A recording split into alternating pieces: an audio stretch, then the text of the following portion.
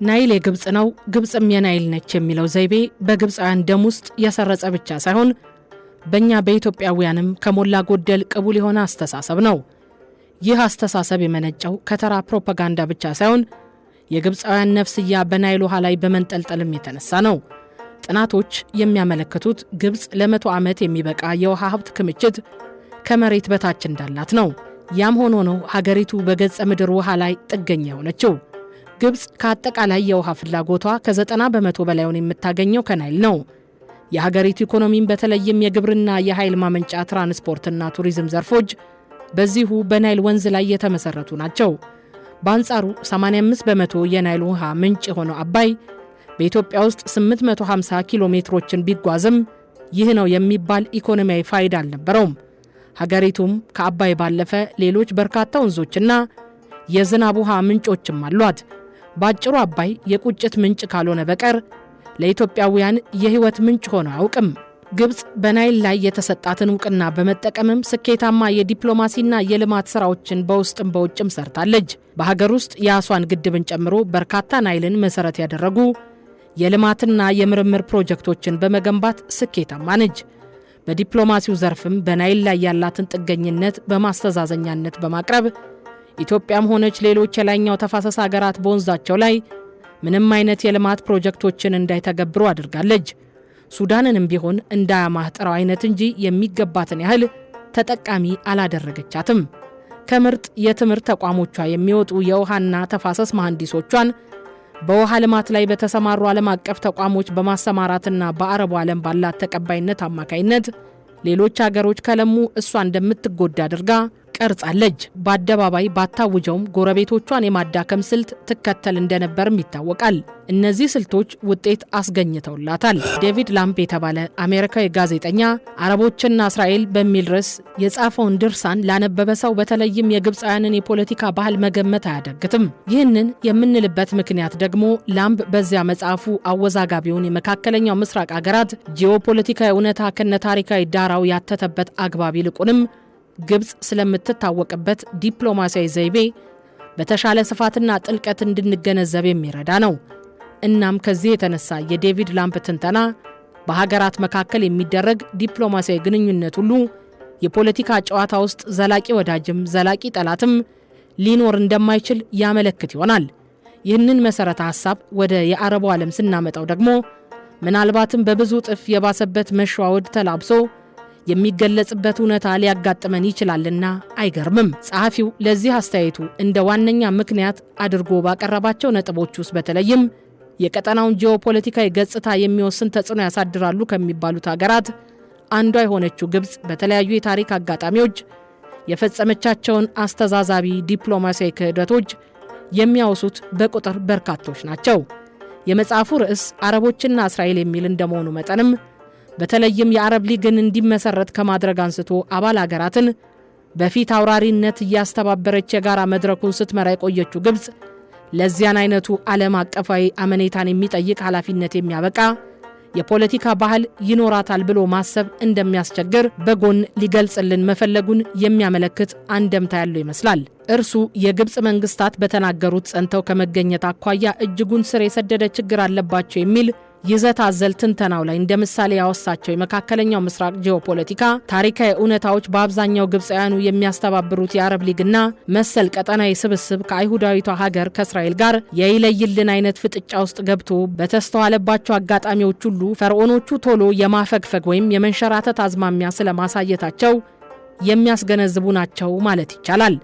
ለአብነት ያህልም በዚያ የመካከለኛው ምስራቅ አገራት አወዛጋቢ ታሪክ ውስጥ የስድስቱ ቀናት ጦርነት እየተባለ የሚወሳውን የአረብ እስራኤል ደም አፋሳሽ ግጭትና እንዲሁም ሌሎች የሁለቱ ኃይሎች መንግስታት ጎራ ለይተው ወታደራዊ ወይም ዲፕሎማሲያዊ ፍጥጫ ውስጥ ሲገቡ የተስተዋሉባቸው ክስተቶች የግብፃውያን ፖለቲከኞችን ቃላባይነት ያረጋገጡ እንደነበሩ ነው የዴቪድ ላምፕ መጽሐፍ የሚያመለክተው። አንዳንድ ግብፃውያን ፖለቲከኞችና እንዲሁም ደግሞ ምሁራን ያረጀ ያፈጀውን ፈርዖናዊ አስተሳሰብ የሚያንጸባርቅ የጸባጫሪነት ፕሮፓጋንዳቸውን በኢትዮጵያ ላይ በተደጋጋሚ ማስተጋባታቸውን የሚያመለክተው ግብጾችን ማመን ቀብሮ ነው የሚያሰኝ ፖለቲካዊና ዲፕሎማሲያዊ ድርጊት ከመፈጸም አሁንም ድረስ አለመቆጠባቸውን የሚያመለክት ጥሬ ሀቅ ገሃድ ወጥቷልና ነው። የአካባቢውን ጂኦፖለቲካና የጸጥታ ሁኔታ በጥልቀት ለሚመረምር ሰው ግብጽ ትኩረት የምታደርገው ብዙውን ድርሻ የውሃ መጠን ለናይል ወንዝ የሚያዋጣውን ጥቁር አባይን ከምንጩ መቆጣጠር መሆኑን መገንዘብ ይቻላል። ስለሆነም ግብጽ ከሆነላት ኢትዮጵያን መከፋፈል ወይም የተዳከመች ኢትዮጵያን ማየት የግብጽ የብዙ ዘመናት ህልምና ምኞት ነው።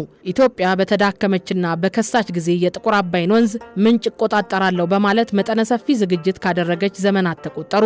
ይህ በእንዲህ እንዳለም ግብጽ አጀንዳዋን የምታስፈጽመው በቀጥታም ሆነ በተዘዋዋሪ ሊሆን ይችላል። በነገራችን ላይ ይህ የግብጽ እቅድ ሱዳንን ጠቅልሎ ከመያዝ እቅዷ ጋር የሚያያዝ ነው።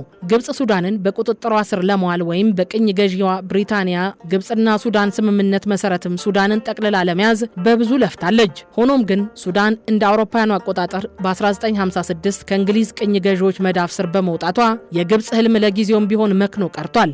ግብጽ ግን ተኝታ አድራ አታውቅም። ሌላ ሴራ፣ ሌላ እቅድ ከማውጣት አልቦዘነችም።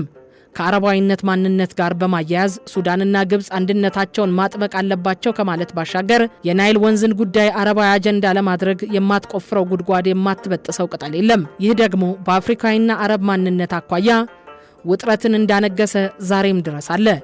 ለአብነት ያህልም የደቡብ ሱዳን የነጻነት ትግል መሰረት በአረብ ሱዳኖች በደል ደረሰብን በሚል እንደሆነ ልብ ማለት ይቻላል። የደቡብ ሱዳን አማጽያን ራሳቸውን እንደ አንድ አፍሪካዊ እንጂ አረብ መሆናቸውን ተናግረው አውቁም። ከዚህ ባሻገር በሱዳን ዳርፉርና ኑቢያ ግዛት ውስጥ የተፈጸሙት አስከፊ የሰብአዊ መብት ጥሰት ወይም ግጭቶች መነሻና መሰረታዊ ምክንያት በተጠቀሱት የአረባዊነት ማንነት በግድ ለመጫን በተደረጉ ውሳኔዎች እንደሆነም ይነገራል። ራሳቸውን እንደ አረብ ዝርያ የሚቆጥሩትና በካርቱም መንግስት የሚደገፉት የጃንጃዊድ ሚሊሻዎች የፈጸሙት ግፍ ተነግሮ እንደማያልቅ ታሪክ ያስረዳናል። የአረብ ሀገራት የቀይ ባህርን የአረብ ሐይቅ የማድረግ ህልም እንደው ዝም ብሎ የተወጠነ አልነበረም። ሀገራቱ በአብዛኛው የክርስትና እምነት ተከታዮች ስለሚልቁ ከቀይ ባህር አኳያ በማራቅ ከእስራኤል በስተደቡብ አቅጣጫ ጠንካራ የባህር ይዞታ እንደሚኖራቸው አስበው አቅደው ነበር ኢትዮጵያን ለማዳከም የተነሱት። ይህን ተከትሎ በኤርትራ የተነሱትን አማጺ ኃይሎች ሲረዱ እንደነበር ከዓለም የፖለቲካ ታሪክ እንማራለን። የቀድሞ የግብጽ መሪ የነበሩት ገማል አብዱል ናስር እንደ አውሮፓውያኑ አቆጣጠር በ1950ዎቹ በግብጽ ዋነኛ ተዋናይት የእስልምናና አረብ አንድነት ፍልስፍና ያቀነቅኑ እንደነበር ታሪክ ያስተምረናል። ከዚህ ባሻገር ገማል ከደቡብ የመን ጋር ለአጭር ጊዜ የቆየ አንድነት ለመመስረት ጥረት አድርገውም ነበር። የናይል ወንዝ ግብጽና ኢትዮጵያን በታሪክ፣ በፖለቲካ፣ በሃይማኖት እንዲሁም በጂኦፖለቲካዊና ስትራቴጂያዊ ሁኔታዎች ያስተሳሰረ ነው።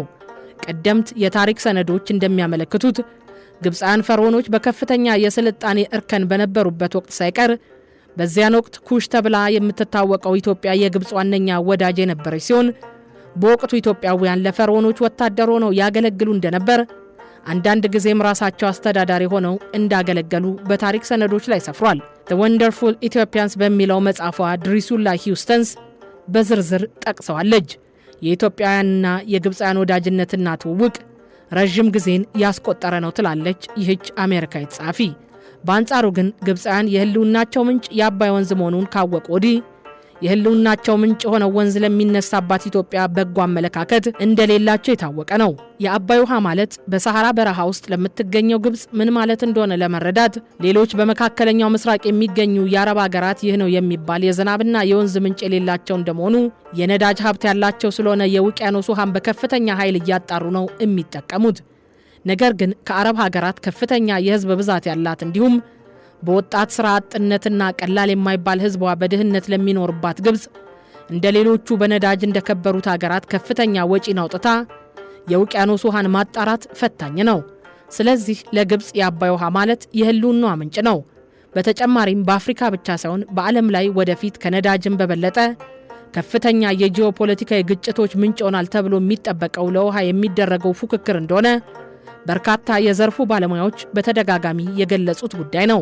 ለዚህም ምክንያቱ ነዳጅን በፀሐይ፣ በነፋስ በመሳሰለው ኃይል ለመተካት እንቅስቃሴዎችና ሳይንሳዊ ምርምሮች እየተደረጉና አበረታች ውጤትን እየሰጡ ሲሆን ለሰው ልጅ ጥቅም ተስማሚ የሆነን ውሃ ግን መተካት የማይታሰብ ነው።